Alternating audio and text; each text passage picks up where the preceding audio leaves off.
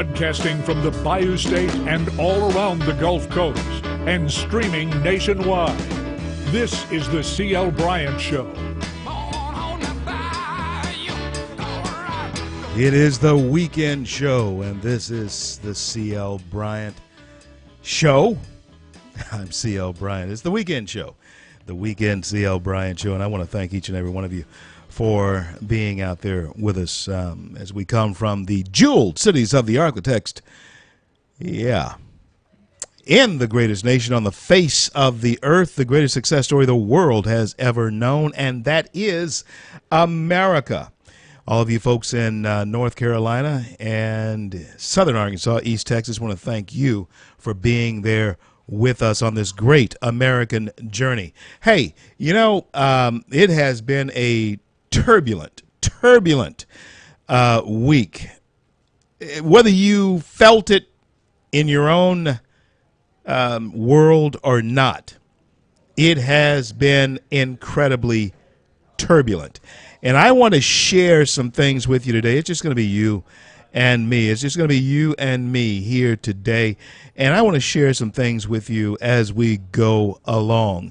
Give you some pearls to carry with you into the weekend, some things to share with people you'll be talking to, and some things for you to marinate in until we're able to be back with each other on Monday. This show, of course, for those of you in the immediate area, does replay on our friend station, The Promise, tomorrow morning and again on Monday morning. And I do believe, I certainly hope that some of the things that we drop out today will help you better explain to yourself and better explain to those who you will engage with over these next few months, because there are things going on, folks.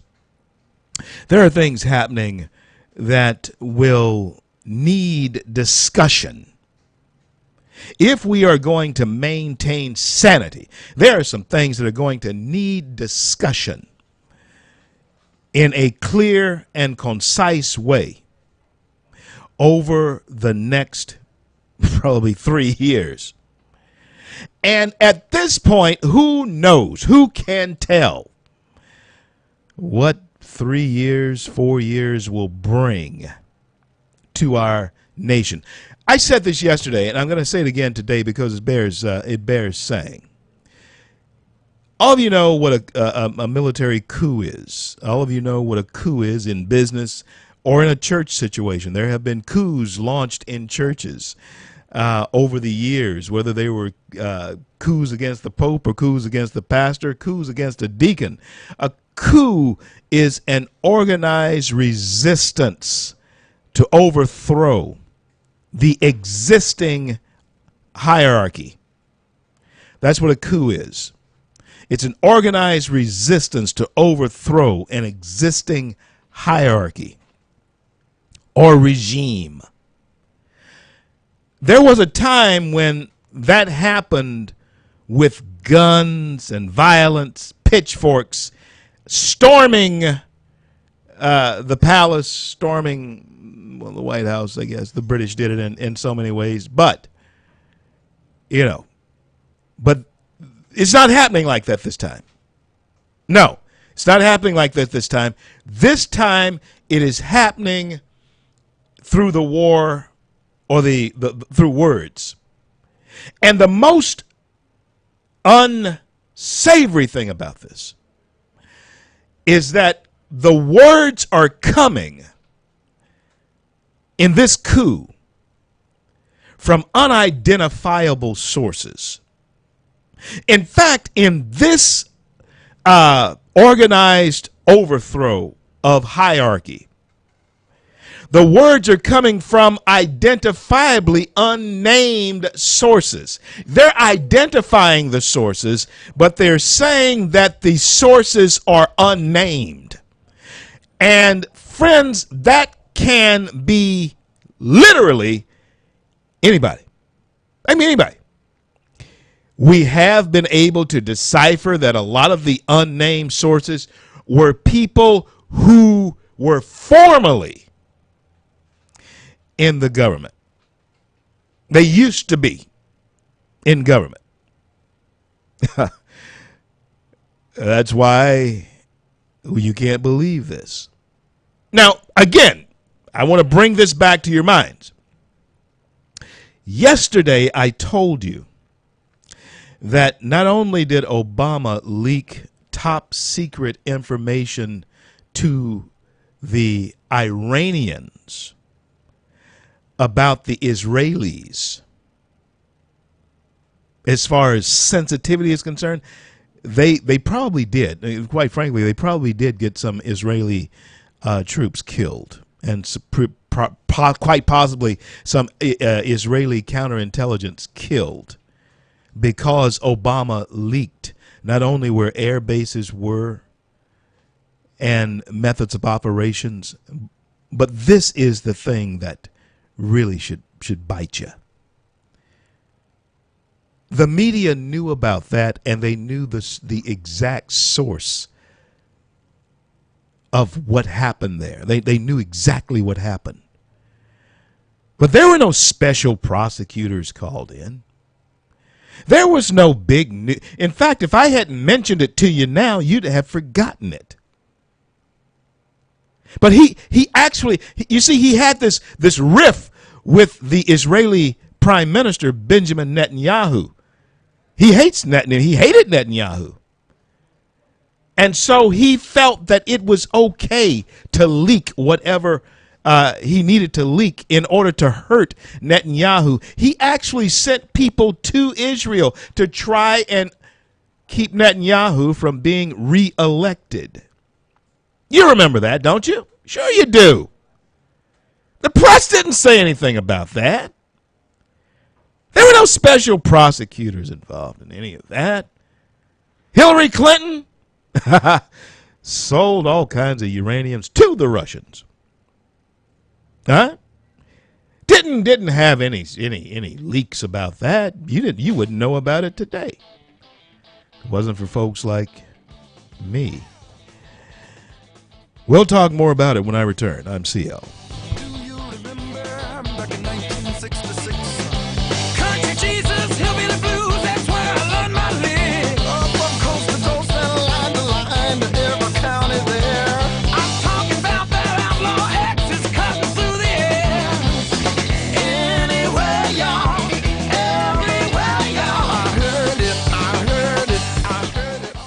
all day. CL, back with you on this weekend show, the CL Bryant Show on the weekend.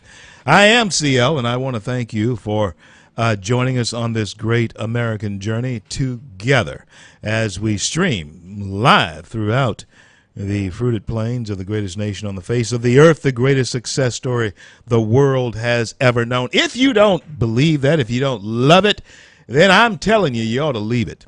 You can go ahead and leave. You can go ahead and leave. And no, I'm not chipping in a dime for you to get out of here. At least have the integrity for yourself to get out. Leave it. If you don't love it, why are you here? We're seeing a lot of America hating going on in this country by so-called citizens of this country. You know, I was thinking about that illegal alien thing, as opposed to some citizens who are already here in this country, born and raised here, who are here legit because Their parents paid the price for them to be here. They're here. They're actually going to college. Some of you may be paying a little bit on their tuition, but yet they hate America. And then I look at the illegal alien thing coming in here. Not all of them are criminals, you know. A lot of them really want to be here to take advantage of the benefits that are in America. It is a paradox that is going on in this country right now. It is so paradoxical. Those who are not born here, those who really should not have any allegiance to this country, are risking their lives to get here, risking their freedom to get here and stay here, doing everything they can to hold on to America, while there are others who are betraying the highest office that the country offers. Isn't that amazing? There are those who are born here. There are those who have been born here who are betraying, disrespecting the highest office that this country has to offer. Why? Because they didn't win a presidential election. Those who are coming from third world countries understand them, but they don't understand why they're behaving this way. Because those who are coming from third world countries understand that Americans don't have to behave like that, because we don't elect dictators. They only have a 4-year lease on the office. And if you don't like what this person is doing or what they've done, you can vote them out in 4 years in a legit election. And yes, Donald Trump won this election legitimately. But the office of president is being betrayed by people who should know better. I understand now why President Trump surrounds himself with old friends and family. It's easy to understand now. People were asking the question, why is he surrounding himself with so many old friends and family? It gives you insight into how smart and how much foresight he himself has as far as the job he was about to take on, and the level of disdain Americans who didn't vote for him, Democrats in particular, who are in office, who are on the Hill. He had foresight to know that he would need family and old friends around him, because there would be no one that he could trust. I'm going to talk a little bit about that later on in the show, that trust factor. No one who had been in the political arena, who had played in this political spectrum for the first time in modern politics, there's no one outside of the presidential old friend and family circle that he can say he completely trusts. That's a sad state of affairs. That's a tough situation to be in when you have cabinet meetings, when you have high-level meetings in the Oval Office, when you have people who are around you who you have to trust on various committees. And it appears that all of them have played in the sandbox with one another before, and none of them really want you there, including those people in your own party.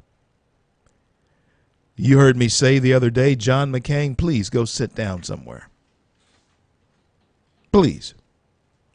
You're not making this any better. You didn't say a dat blame thing when Obama was leaking sensitive information. John McCain, you didn't say anything about that. Nothing. And so here we are. And you Democrats, shut up. because you knew that your president, President Barack Obama, was actually selling out. You knew that Hillary Clinton sold out tons of uranium.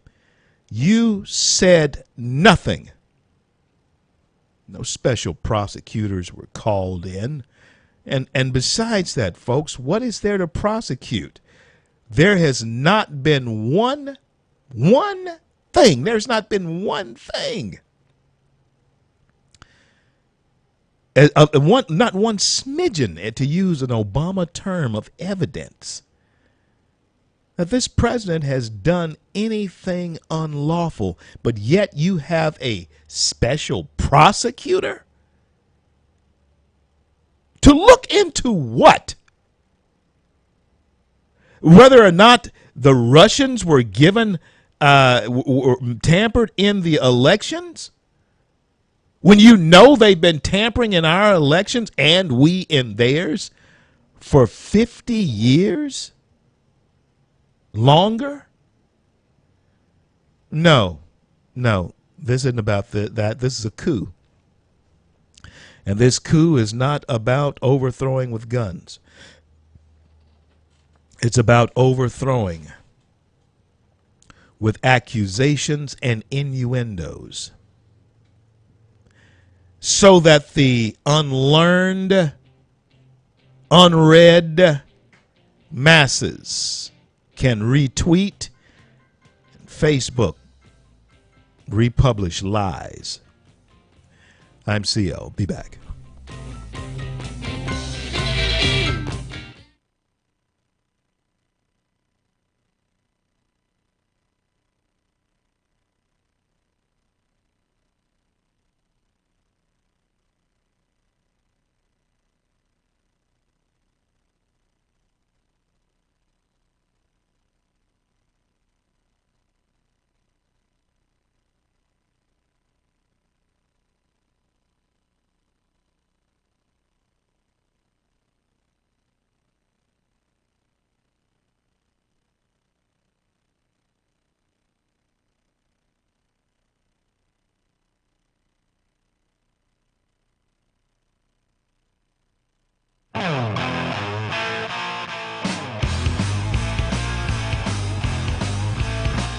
For many years, I have been preaching the gospel of Jesus Christ, but I want to tell you that the gospel, the good news of America, does go hand in hand with it in this Judeo-Christian society that we live in. I am C.L. Bryant. This is the C.L. Bryant Show. Welcome back to the show. So glad that you are here as we broadcast from the flagship station right here in the jeweled cities of the Arklatex.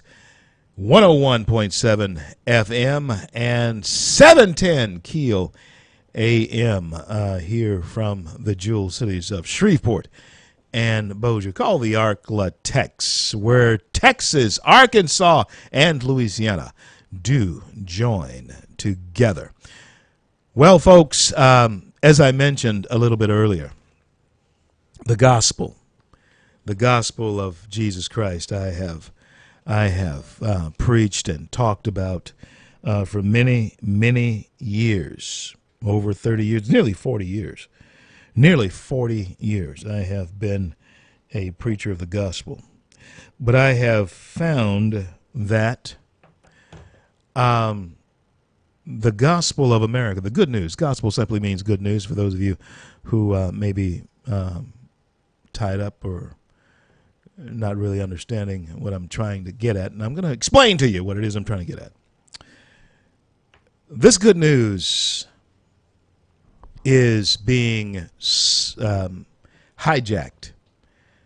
in so many ways. The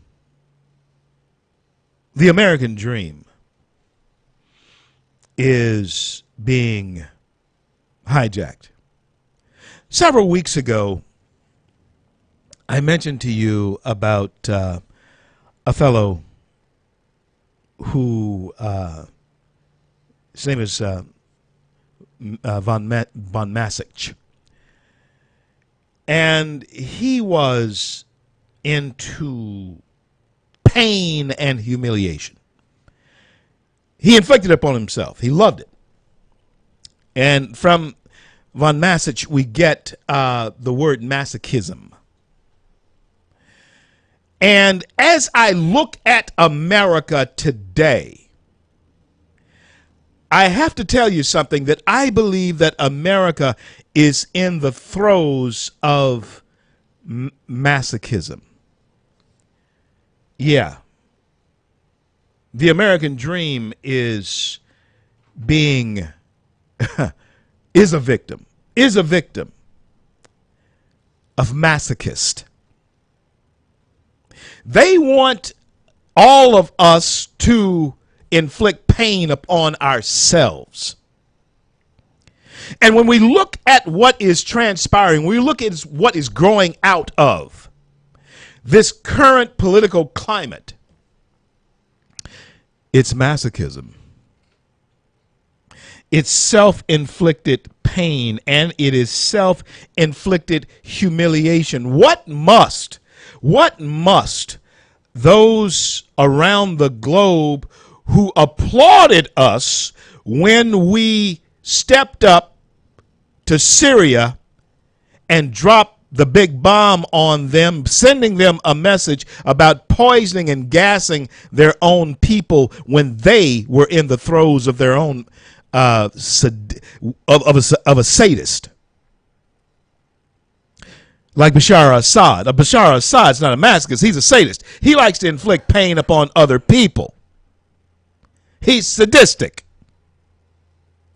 And this president, unlike the last president, did something about that in order to relieve human suffering. And the global community applauded America for doing what we did. But now the global community is looking at our nation and wondering why those who were defending against sadistic dictators in Syria are now inflicting upon themselves pain and humiliation. What must they think of us? They might be thinking that we're schizophrenic. Could it be possible that we are schizophrenic politically? Is it possible that the Democrats and Republicans have been playing in the sandbox with each other for so long, and John McCain and Nancy Pelosi and Maxine Waters are all, even Paul Ryan, they've all been in this sandbox up on the Hill for so long together that they must maintain the status quo, even if it means betraying the office of the president. I'm not talking about Donald Trump. I'm talking about betraying the office of president. They didn't do it when Obama was selling us down the river, and they would not be doing it if Hillary Clinton had won. So the question has to be, why are they doing it now? Oh, there is something much more nefarious than they would want you to think that's going on. The nefarious activity, pardon me, is not going on in Donald Trump's administration. The nefarious activity is not going on in President Trump's administration. The nefarious activity is going on within the inner workings of the Republican and Democrat Party. Call me crazy. But folks, open your eyes. You can see. This has nothing to do with the administration of Donald Trump doing anything wrong. This has something to do with a plan that went awry. Their plan to further sell our nation out went awry. And in order to keep the schedule of America's demise, they have to keep a state of chaos brewing. Yeah, it's just you and me today. I'm going to talk to you plainly. I'm going to talk to you about what's truly on my mind and in my heart about what's going on in this nation. You stay tuned. I'll be back.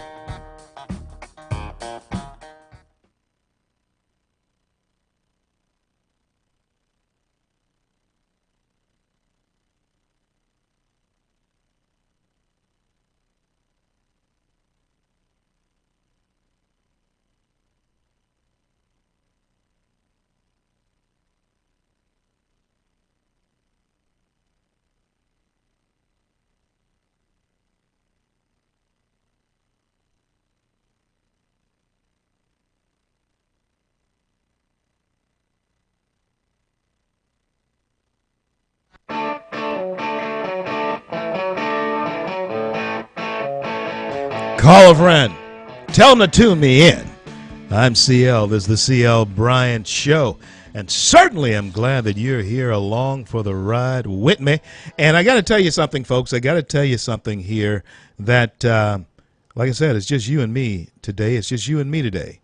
And so I have a lot of things that I want to unload that I don't get a chance to talk to you about, to stimulate your thinking with during the week, because I must take my guests, and of course I must take a few phone calls through the week. I'm going to be ramping up the phone call thing here as we move forward in as the show begins to expand out. But I'll never, I promise you this, I will never phone it in. It's always going to be real, and it's always going to be genuine from my heart. I promise you that. Now, as I was saying, and I hope you called a friend to tell him to tune me in, because today we're holding court. Oh, yeah. Pass judgment if you want to. Go ahead. But today, there's something we got to talk about. And that is why this is going on. I have told you, you have seen it even in your local elections, wherever you are. You've seen the money from social engineers pouring in to elect certain candidates that's come in. They know who they are. No need to call names. They know who they are. You know who they are. Yeah, you know who they are. There has been a plan to take America in a fundamentally changed direction. From the beginning of the Obama administration up until just a few months ago, when the failed coup de grace attempt was brought about. It failed. The coup de grace failed. With Hillary Clinton becoming president, America would have been in checkmate. As far as the way we do business, it would have been in checkmate. But, and I do believe it's by the grace of God, that was thwarted. And you received, no, not necessarily the savior of the republic, but you received the reprieve of execution. You received a stay of execution, America. That's what happened to you. You were on the road. You were in the sights of progressive liberals who want to see a fundamental change come about in this country that would take us from being a republic to a socialist form of government in its entirety. Yeah, that's where we were. And now, since that didn't happen, the only thing that's necessary, the only thing that they can do against this president that did get elected, with a promise he came to drain the swamp, to change the way Washington did business. The only thing they can do is block any type of activities that he may have, or anything that he may try to do to actually drain that swamp. And folks, let me tell you something. In draining that swamp, he has met with judges, activist judges, who have blocked lawful presidential orders, executive orders. They've blocked lawful presidential orders. They never did that to Obama. No one stepped up and said, we're going to block President Obama's orders. We're not going to. They never did that to him. Never did they do that to him. They have spawned an army of activist journalists who roll their eyes at conservatives who come on their show using the Saul Alinsky tactic of degrading them, make them look silly. Yeah. That's what's going on. And you see it. You know it's happening. And as I said, we're only inflicting pain upon ourselves. One of the reasons that we're able to inflict pain upon ourselves, that we are inflicting pain upon ourselves right now, is because you have a party of Democrats who have been wolves all along. We've known it for a long time. And listen, folks, I have seen both sides of this street. I have been a progressive liberal. I have been president of the NAACP in Garland, Texas. I have seen both sides of this street. I grew up in the 60s. I know what the game plan was then, and it is plain to see what the game plan is now. And I can tell you that tyrants cannot tolerate free speech. No, Dr. King was not necessarily killed, and here it comes. I'm going to drop this bomb on you, and you just think about it over the weekend. And we'll talk more about it when I come back on Monday. Dr. King was not necessarily killed because by those who opposed his views. No. Dr. King may have been executed by those who appeared to be on board with his views. I hope you hear me. The ideas that King was wanting to share as far as being self-sufficient, judged by content of character, not color of skin. All of those things now, since he has been killed, almost the very day that he was killed, in fact, 24 hours after he was killed, you had a shyster, proven shyster. You have a shyster who had smeared his blood on his dungaree jacket and appears in New York City on the Today Show saying that King died in his arms. That shyster is Jesse Jackson. Abernathy, of course, Ralph Abernathy, King's right hand, said that was a lie. Jesse was on the ground. Jesse, if you look at the pictures, you see Jesse was on the ground. King was talking to Jesse.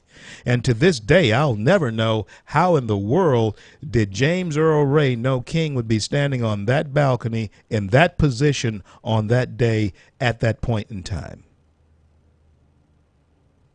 No, I have never bought the idea that King was killed by people who opposed his views. I believe that it was arranged for King to be silenced by people who appeared to be on board with him. Because those same people who were on board with him turned the dream into a scheme, and which has become a hustle. Don't go anywhere. Call your friends. It's just you and me today. I'm going to talk to you from my heart. I'm CL. CL Bryant Show will return.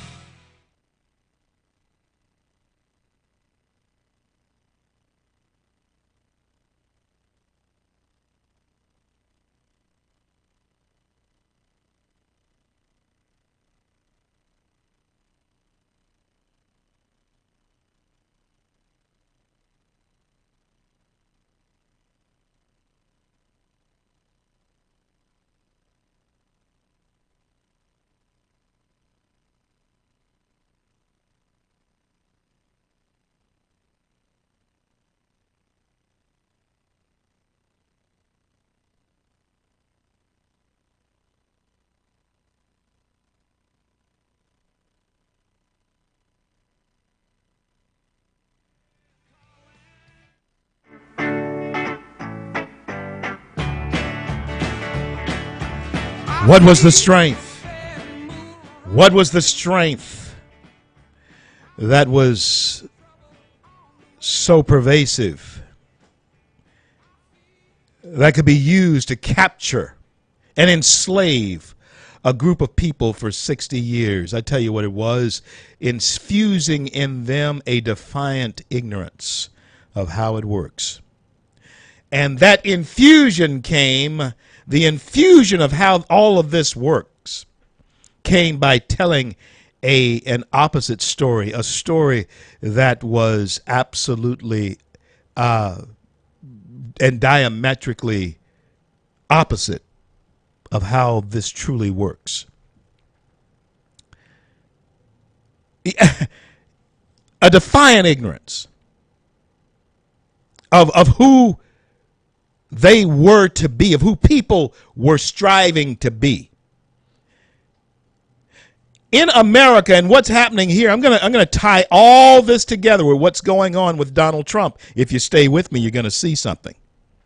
You're going to see something here. You see, because after Obama, there is an awakening now taking place that cannot be allowed to take place. No! You hearing it from me. And I've been talking this for 8 long years. I've been telling this story that just because it appears that they say they're on your side does not mean that they're on your side. And I am citing what happened to Dr. King as proof in the pudding, or pudding. King was not necessarily killed by folks who opposed his views. No. King was quite possibly killed by folks, or at least it was arranged by folks who appeared to be in his camp, who appeared to be on his side. Because those very people who appeared to be on his side benefited the most financially. King died basically broke. No, yeah. You didn't know that? His family, of course, they made out. They saw to it that they made out. Coretta, was quiet about certain things, very much. Not nearly as outspoken as Betty Shabazz, the widow of Malcolm X, who was also killed by people who had turned against him in his own camp because Malcolm had changed. Are you hearing me? Malcolm had changed. So the people who were formerly on his side killed him. And Betty Shabazz said, hey, she's sure it was Farrakhan, who is now, multimillionaire. Jesse Jackson, multimillionaire. Oh, yeah. And everybody else who was really associated closely with King, they got rich off this. So, now that Obama is out of office and there is an awakening going on in the camps of those who voted for him twice, for what we still don't really know. But they did. And I've said a million times, if I said it once, if you are white or black and you voted for Barack Obama because of the color of his skin, because we needed the first black president in the White House, you are nuts. Plain and simple. And quite frankly, simply because of the numbers, black folks, you sort of get a reprieve over voting for him twice because it was the white vote that got him into office both times. And they didn't vote for him because they voted for him because he was black, even more so than you did. You voted for him because it was an emotional thing. You didn't necessarily vote for him because it was black. You voted for him because it was emotional. Because you knew that he was not the kind of, and yeah, I'm going to say it, was not the kind of black that those of us who come from slave parents are. He's just not. That's a fact. He's just not. Wasn't. Isn't. Still ain't. Yes, it ain't. He ain't. He's not even Maxine Waters black. He's not Al Sharpton's black. He's not any kind of black like that. He's not Herman Cain black. He's not Alan West black. He's not C.L. Bryant black. He's Barack Hussein Obama black. And he is the candidate that they told you to vote for. Yeah. And you did it because they, and that's the same they that you always think is doing something to you, they told you to vote for him, which pretty much tells me that don't you come around talking about how black you are because you were told who to vote for as a black candidate. The hypocrisy has no boundaries. The hypocrisy has no boundaries. The defiant ignorance that they want to continue has no boundaries. Especially to a people who are losing their purpose. When we look at what's going on with this president, Donald Trump, you are seeing the emergence of people who are losing their purpose. They have no boundaries as to what they will do to maintain a course of destruction for America. They want to maintain that, they want to keep us on that course.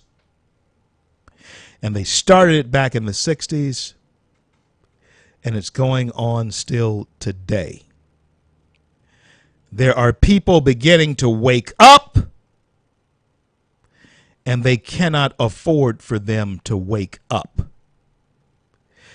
So the Saul Alinsky tactic says you must now create chaos in order to take their minds off of their true problems. So they'll forget that their borders are being overrun. and that the Russians have designs truly upon them, that there is an idiot in North Korea who is developing a ICBM, intercontinental missile, a ballistic missile, that may very well be able to reach the shores of California. Create chaos. Make them think that what they should be thinking about is the fact that some oxymoron called Black Lives Matter really matters. I'm CL.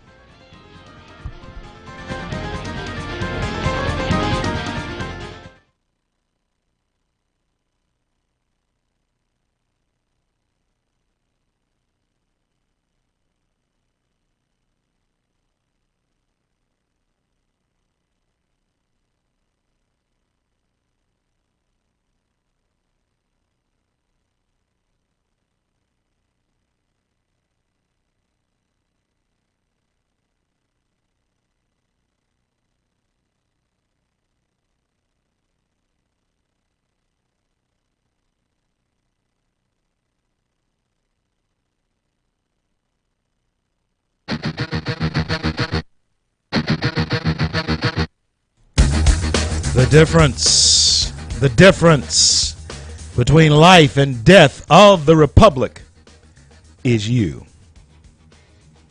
That's why I wanted to have this conversation, this talk with you today, so that you can go back and listen again tomorrow on our friend station, The Promise. And then again on Monday, just to refresh you again on what is going on in this nation. It is a defiant ignorance that is happening. Tyrants cannot tolerate free speech. Tyrants that have had a stranglehold on this country for the last 50 years cannot tolerate all of the work that they have put in, not only through the Johnson administration, who began this ball rolling with his Great Society, but the Carter administration, who brought a new era of softness into our country. And then when we see what happens, when the Democrats are able to give us 8 years of the debauchery of the Clintons, 8 years of the nonchalance of Obama, all of them. And folks, I'm going to tell you, the Clintons and Bush number 1 and Bush number 2 were far too closely joined at the hip for any real comfort as far as differences in them were concerned. I point out to this, listen to me, I'm pointing this out to you as well. You do remember in the waning days, months of George II's presidency, Troubled Assets Recovery Program, TARP, was initiated. I'm tying it all together. I'm trying to tie something together for you. Let you know what's going on. Let you see it. Let you marinate in it and think about it.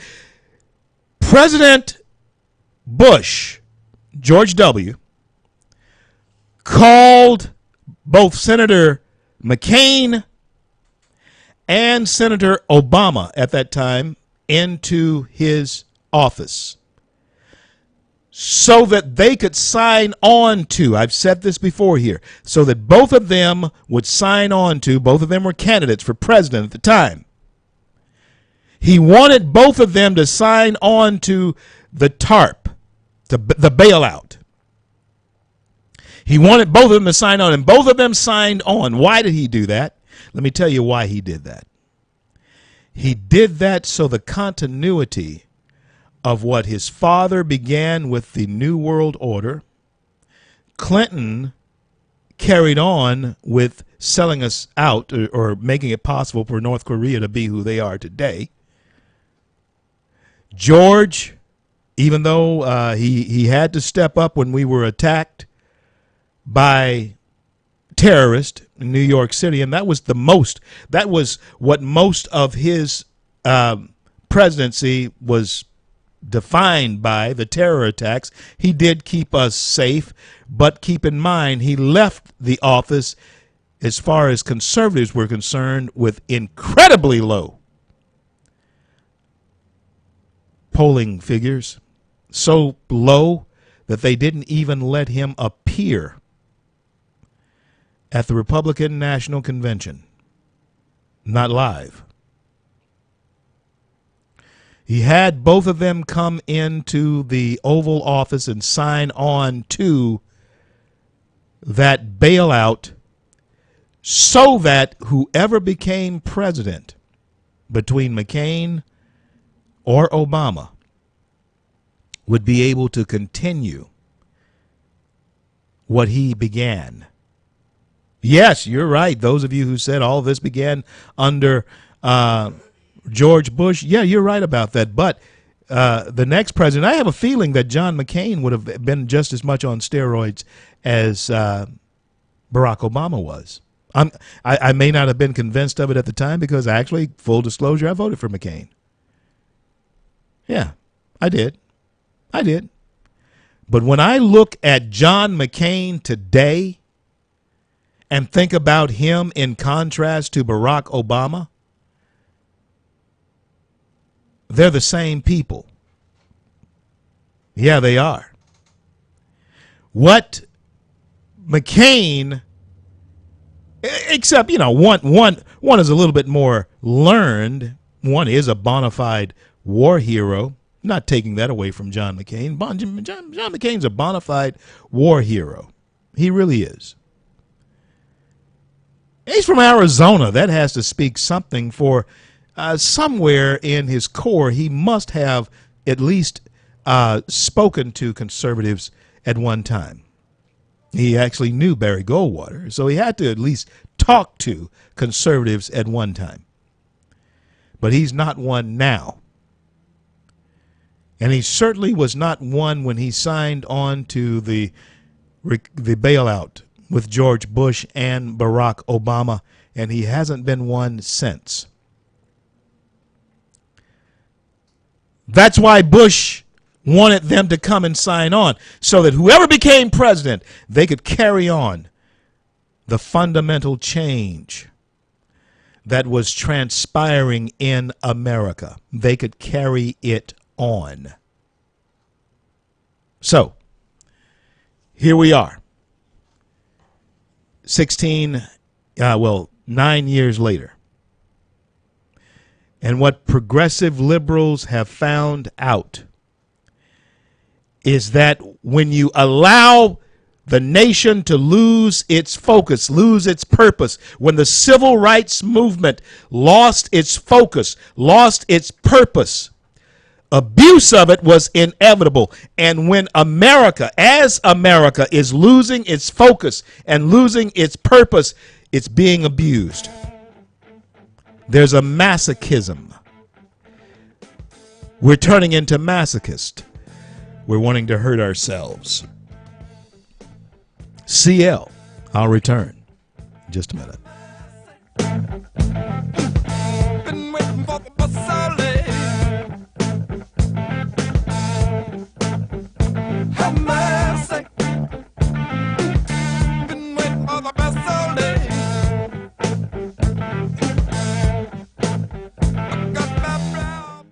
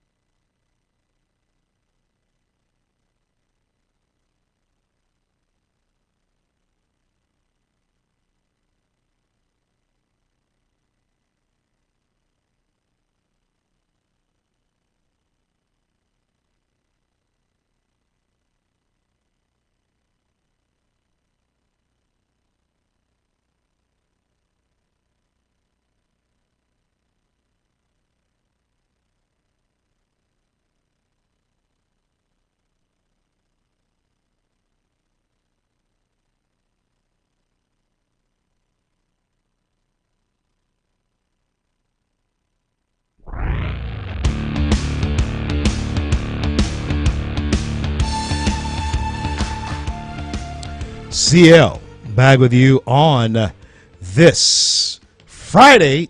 Show is the weekend show, and it will re-air on our friend station tomorrow, The Promise, and of course again on Monday. Now, on tomorrow I will be with a bunch of my friends from West Virginia, and I'll also be there with one of my fellows from the great organization there on the Hill in Freedom Works, the largest grassroots organization in the country. That is Freedom Works, freedomworks.org, freedomworks.org. You should become a part of it. The foundation program manager, Patrick Hedger, one of my fellows, I'll be with him tomorrow, and I have him on the line now. And Patrick, thank you for joining us again on the C.L. Bryant Show. How are you, brother? Oh, I'm good. There's no place I'd rather be. Well, I'm glad to hear that, Patrick. Let me give you the phone now, give you the stage, and I want you to tell our folks, because our show is heard streaming nationwide there in West Virginia. Tell them where we're going to be, what we're going to be doing tomorrow, and the purpose of our getting together.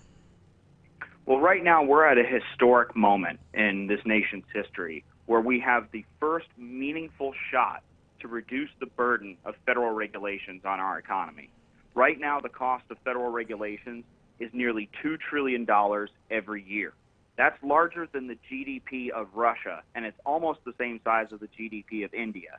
So if the amount of money we spend complying with rules from Washington alone were its own economy, it would be the 9th largest in the world. Frankly, that's unacceptable. That's money out of everybody's pockets, whether they feel it or not. And so what we're trying to do, now that we have some allies heading up these agencies that were run by Obama administration appointees for 8 years, now that our guys are in there, we have a real shot at rolling back the thousands and thousands of pages of regulations that were added over the last 8 years and, frankly, over the last several decades. Right now, the Code of Federal Regulations is 175,000 pages long, and in West Virginia this week, we're beginning our first live training with our activists on what to do about that and how they can impact that.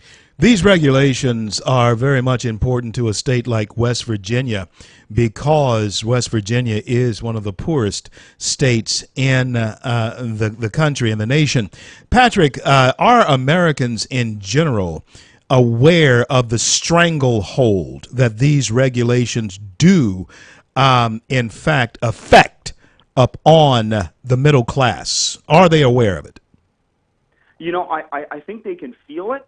I mean, there is a general economic anxiety out there, and people feel like they haven't gotten a raise in a long time. They feel like the jobs just aren't there like they used to be, and a lot of that is because of these regulations. These regulations make it harder and harder to employ people and grow businesses. I mean, when you're looking at a stack of 175,000 pages of regulations that may or may not apply to your business, you have the choice of whether you're going to hire some lawyer or accountant to get you through that, or if you're going to hire people to grow your business. And frankly, there's a lot of people that are just paralyzed with fear for running afoul of these regulations. And so what we're trying to do is we're trying to educate Americans out there that know something is wrong and say, hey, look, it's not just legislation. It's not just bad tax policy. It's also poor regulatory policy as well. We have people in Washington behind closed doors, nameless, faceless bureaucrats that all they do is think up rules and think of solutions for problems that don't exist. And so what we're trying to do is begin the process to roll that back. Freedom Works is a champion now of education in these particular areas. Will there be a continuing education in other states as Freedom Works gains strength and steam as far as these types of programs are concerned? How's the future shaping out? Well, it's looking good. We have a very ambitious schedule for the next year and the next several years. Our goal is to hold at least one of these trainings every single month in a different state. So we're starting in West Virginia. We have West Virginia Attorney General Patrick Morrisey speaking at the event. This is in Martinsburg, West Virginia, tomorrow. And it's at 10 a.m. at the Hilton Garden Inn in Martinsburg. So if anyone in West Virginia is listening, come out and join us, and you'll learn a lot. but we have an ambitious schedule where we're hoping to hit about 5 states next month, including South Carolina and Georgia, and I believe maybe have an event out in Colorado among some other states. But we're looking to hit as many states as possible over the next 12 months and train up as many activists as we can. And folks, you become a part of that. Go to freedomworks.org, freedomworks.org. Is there another link or website that they might want to link into, Patrick, once they get into the system, the FreedomWorks system? Well, so one thing that we're working on right now is a specific regulation to roll back Obama's takeover of the Internet. So basically, back in 2015, the FCC, under Obama's direction, put the Internet into a public utility, started imposing all sorts of Soviet-style price regulations and planning regulations. We're trying to get rid of that right now, and the FCC is opening that up. Actually, they had the meeting yesterday to open that up. And so what we're encouraging our activists to do is go to netfreedomforever.org and comment in support of what Trump's FCC is doing to roll back those rules. netfreedomforever.org. netfreedomforever.org. netfreedomforever.org. Patrick Hedger. Hey, man, seeing you in about 24 hours. God bless and keep you. I'll talk to you soon. All right. Sounds good. Thank you. Thank you. I'm CL. That was the Foundation Program Manager for FreedomWorks, the largest grassroots organization in the nation. FreedomWorks.org. Net Freedom Forever. NetFreedomForever.org. Go there. Check it out for yourself and become a part of FreedomWorks. Hey, we're going to continue our conversation. Had to take a break there. No station identification. And I'm definitely identified with the words and the organization. Freedom works because it does. But we're going to continue the conversation that we were on about the hijacking of American purpose. Oh, yeah. And the reason why they cannot allow you to come out from under the anesthesia, not necessarily you know who I'm talking about. They can't allow groups of people, progressives, red, yellow, black, or white. They can't allow for them to come from under the anesthesia. And the only way to keep them under is to make sure that we keep them in a chaotic state of mind. I'm CL. Be right back.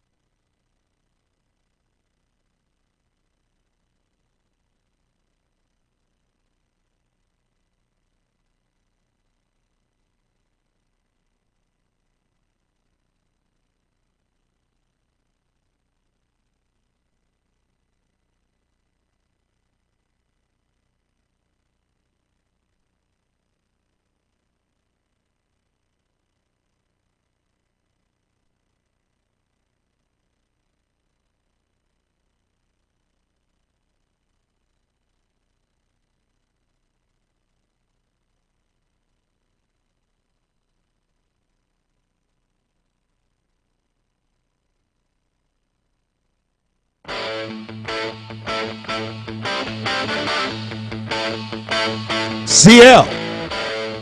Back with you. No, they cannot. They cannot stand the thought of anyone who they've had under the ether to come out. And if you come out, then they're going to want you to inflict humiliation upon yourselves by looking like fools. Vladimir Putin, I pointed out on Wednesday, said that Americans are either stupid or they are a dangerous people and they are corrupt. Now, coming from Putin, oh, that's funny. That is funny.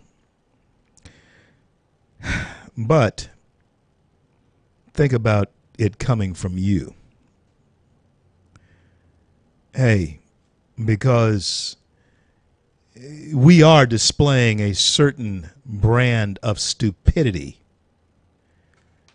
in bringing and inflicting the type of pain that we are inflicting upon ourselves. And there is no doubt that the activist journalist, the activist judges, the politicians who are spreading lies at every point, at every turn in regard to the American president and presidency are corrupt and dangerous.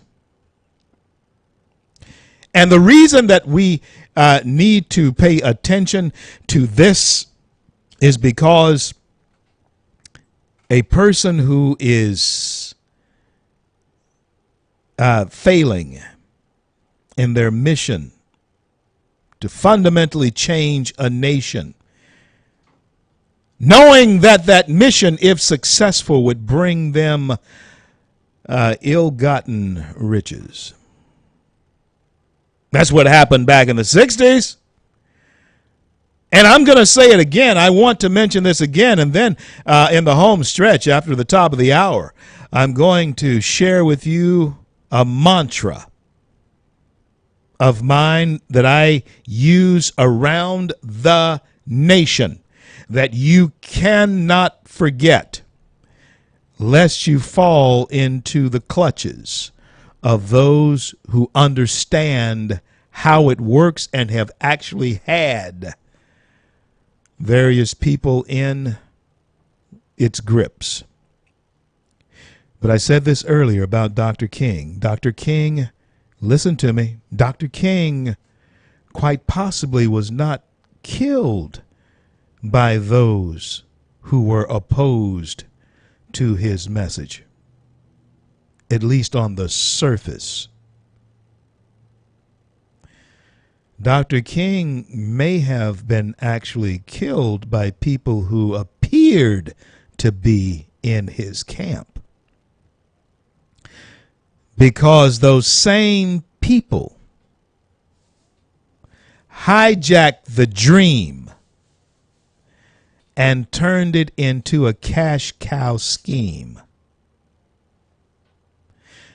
a scheme of extortion that did not necessarily make anyone wealthy except for those who were the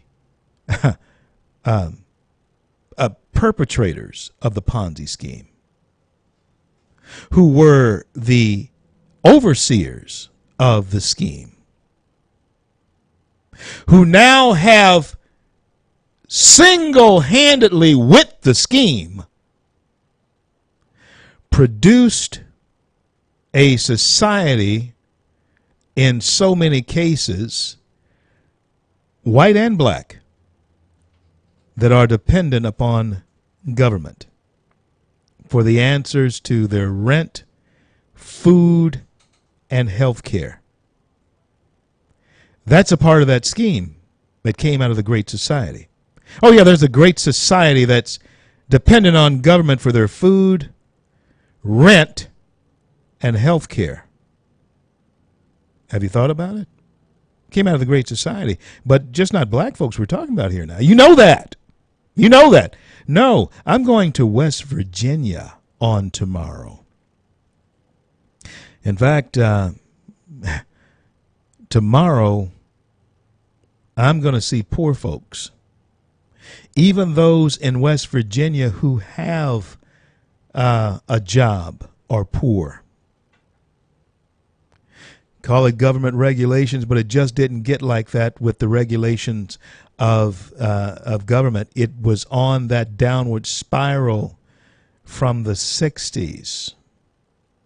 I have seen folks in West Virginia, I'm not talking about black folks, I'm talking about white folks in West Virginia who live in little more than caves. Poor, they poor. Yeah, they poor. There are people in the inner city ghettos who would not even live in places. They would not live there. No, things are much better for them in the inner city. Yeah. They're poor. And it's by design to keep them there, to keep them poor, to keep the folks in the inner city. There's a design. Dependent on big government for your rent, your food, and your health care. And they are fighting tooth and nail to make sure that those who they have in that box do not get out of it. That's what all of this is about. That's why they have taken your minds off of everything but the villain that they want to say is inhabiting the White House. The villain that they are making the United States president out to be, when they said nothing about the true villains who reigned over America for the past 8 years in Hillary Clinton and Barack Obama, who got away with selling out the country, and the news media said nothing about their nefarious activities. I'll be back.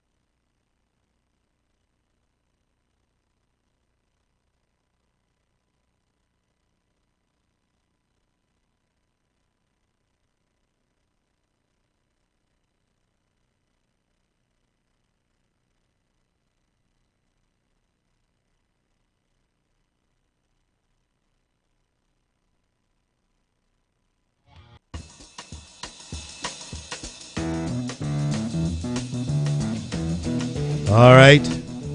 Home stretch, CL Bryant Show on the weekend. The weekend show does re-air on our friend station, The Promise in the Arklatex. I want to thank all of our friends in southern Arkansas, East Texas, for being there with us. And also want to thank our friends in North Carolina and throughout the Fruited Plains as you listen to this show on the free CL Bryant Show app. Download it onto your iPhone or Android device, the CL Bryant Show, onto your Android device or iPhone device, and listen to the show wherever you go. Now, I told you that I was going to share with you something that I share with people all around the country. I'll be headed out to West Virginia on tomorrow, and hey, we're going to bring back Report from the Road. I'll be on the road quite a bit coming up, leading up to midterms. It's going to be fasten your seatbelts, as Lauren Bacall said in a movie with Bogey. It's going to fasten your seatbelts. It's going to be a bumpy ride. We're going to meet turbulence. And the reason why is because progressive liberals have found something out. Democrats have known this for years. LBJ, Lyndon Baines Johnson, definitely knew this, That's why he could say that we'll keep them inwards voting Democrat for 200 years. Well, it's been 60. He's gone a quarter of the way, and they want to make sure that they go the rest of the way in keeping, and not just black folks, but all folks voting for a progressive liberal agenda. Oh, yeah, Johnson did say that. Yeah, he did. He said it. People. Yes, he said it. We'll have them voting Democrat for the next 200 years once we put this stuff into motion. And doggone it, if 60 years hadn't passed, and he's right.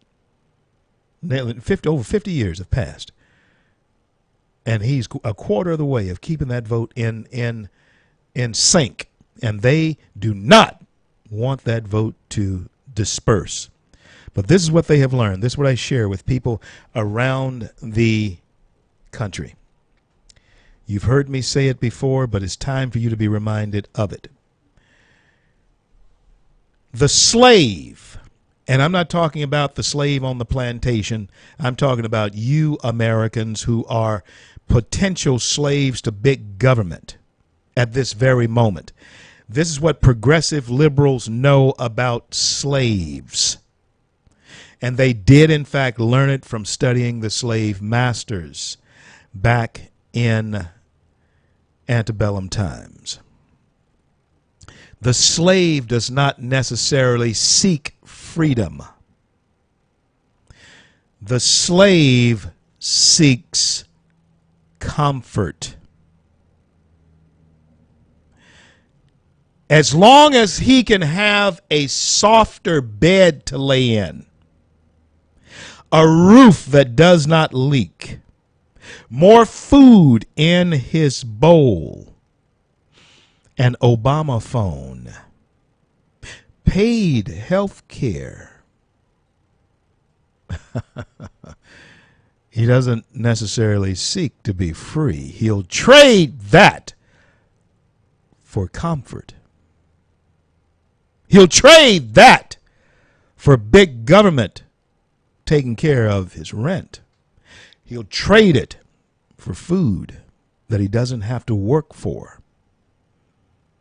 The slave does not seek freedom. The slave will remain a slave if he can have comfort. That's exactly what was being said, if you're a Bible scholar, in the desert when Moses had led the children out of the bondage of Egypt. You recall they said, hey, it's hard out here. It's tough out here. We'd be better off back in Egypt where at least we could eat. Freedom cost. Freedom is tough. Being at liberty in order to have freedom is tough. And to keep it is even tougher, because you always have to be aware of those who will take it from you.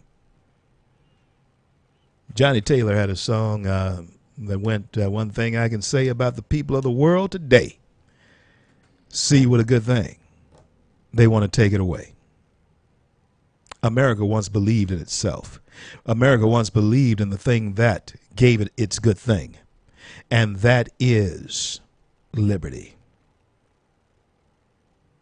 Liberty, the exercise of your liberty.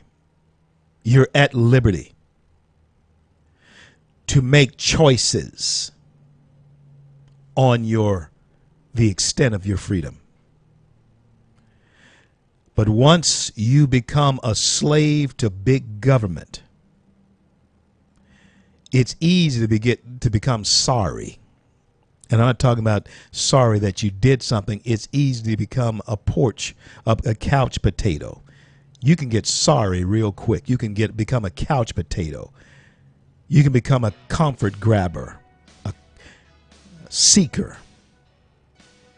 I'm not talking about your own hands. I'm talking about what they give you. You can become a comfort seeker from big government overnight if you lose your scruples. I'm CL. Be right back. The first kicker took us right here.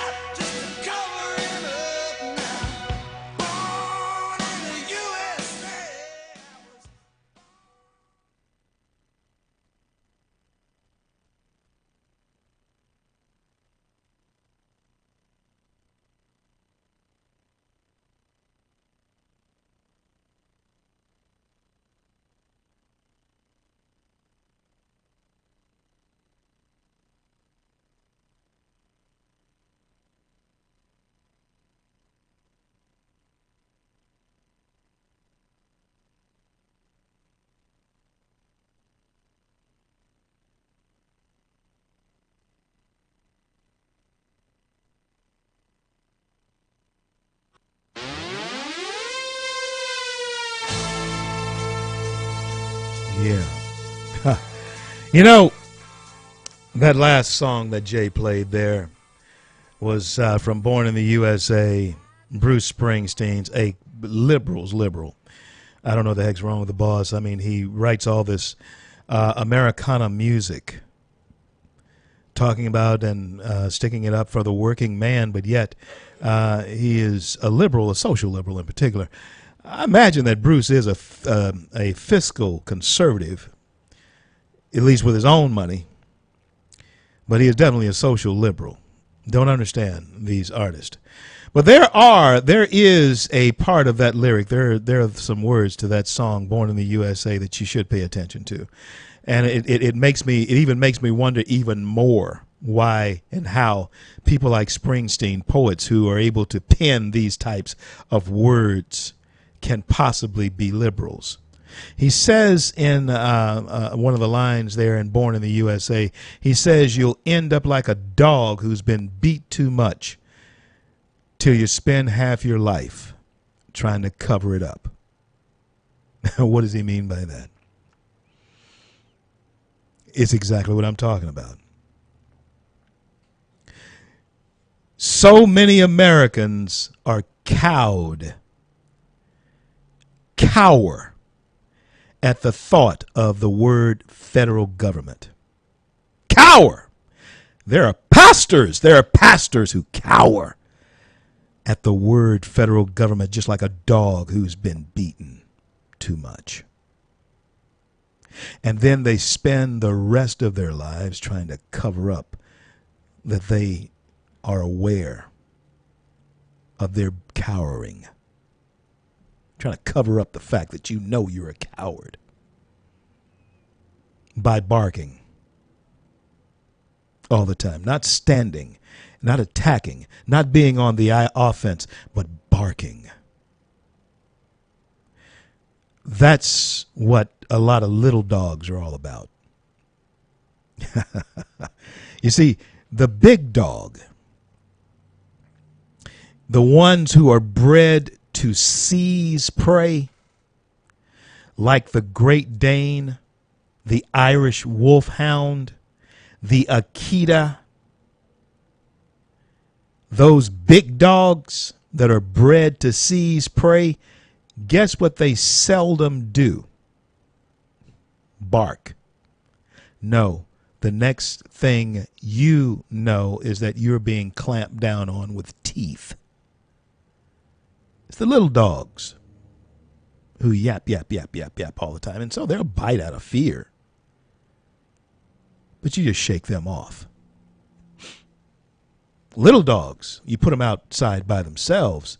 At night, they're just yap, yap, yap. They bark all the time. Why? It's not because they hear anything or they see anything, not because there's anything around. They're scared. They're afraid. They want to be brought back inside.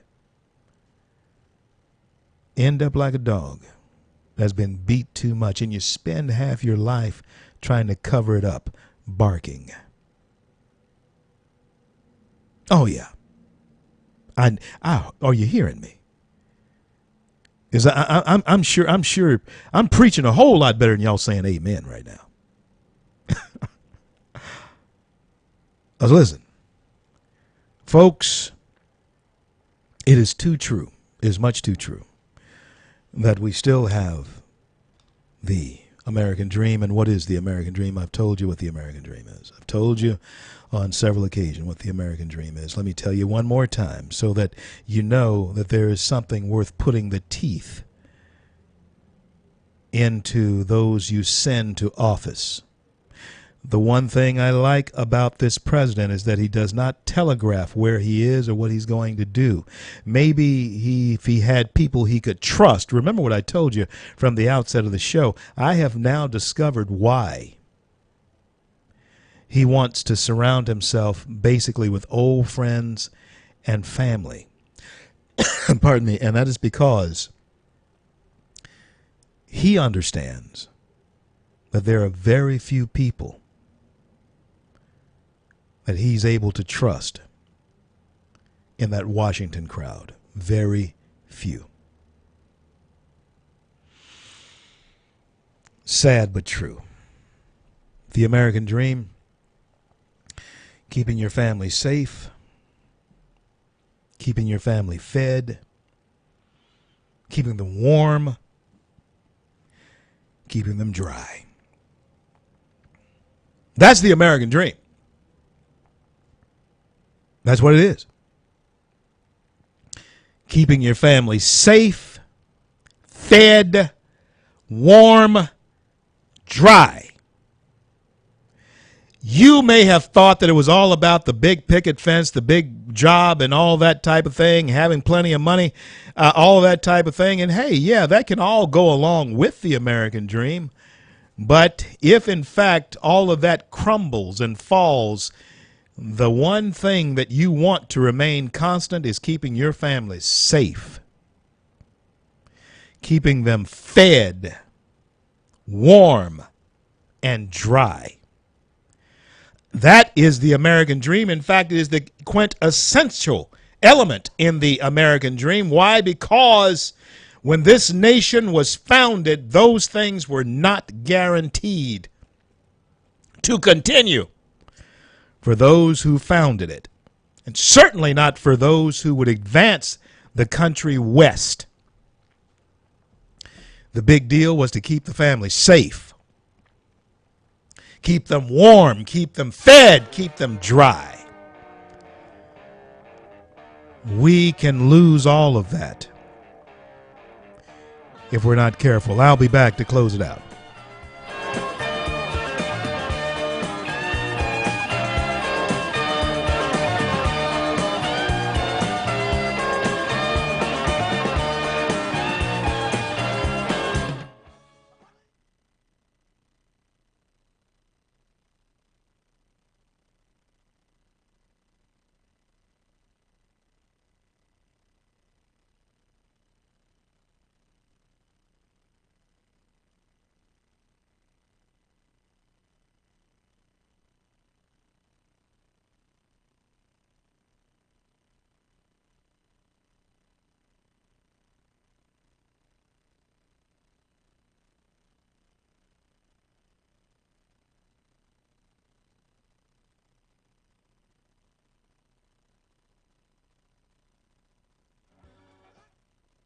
If you had not have fallen, then I would not have found you. Angel flying too close. I certainly hope that something has been said here today to stimulate thought. And I'm grateful that there are others, at least around the country, that feel that the message and the messenger, that C.L. Bryant guy, not that guy who grew up on Milam Street, Cleon Bryant, not him, but that C.L. Bryant character, that personality, is one that is worth being heard around the nation. I'm grateful for that, but I'm above all grateful for those of you who began this with me here. It won't be long, will be very soon. I'll be sharing with you how we are going to expand this show, where it will be expanded to, and how you're coming along with me. I certainly am grateful for all of our sponsors, the old ones and the newer ones, who are a part of the C.L. Bryant Show experience and this great American journey that we launched 2.5 years ago as the C.L. Bryant Show, 3 years ago as America on the Edge. We launched it then. A lot of things have changed. The evolution has taken place. There's no doubt about that. And I certainly hope that there is something different than just the talking head in the message and insight that we try to bring you, and the bridge that we try to build toward conversation. I will be incorporating more conversation and talk from you into our future, a great American future. We're still just a little ways out from launching, but we're much closer than we were 6 months ago when I started talking about it. And of course, I've been talking about becoming larger for quite some time now. But the reality of it, good Lord willing, is soon coming about. I continue to ask for your prayers as I travel around the nation, because many times I'm in the company of people who, well, there's perilous times out there. It's just perilous out there for anyone who calls themselves a conservative, because of the things that I've been telling you, that there's a stranglehold that too many have on this nation, that the power is never released. It's never given back. Trump is doing his best to snatch it and take it back. And that is not going to happen without a fight. And remember the words of Thomas Jefferson. The price of your liberty is eternal vigilance. Don't forget that. Well, I want to thank God for bringing us to the close of yet another day, and I want to thank him for our men and women in uniform around the globe who defend our right to speak our minds. And until I'm able to talk to you again, I'm CL, and may God bless and keep you all. Families left behind, we'll stand by your side, and the bond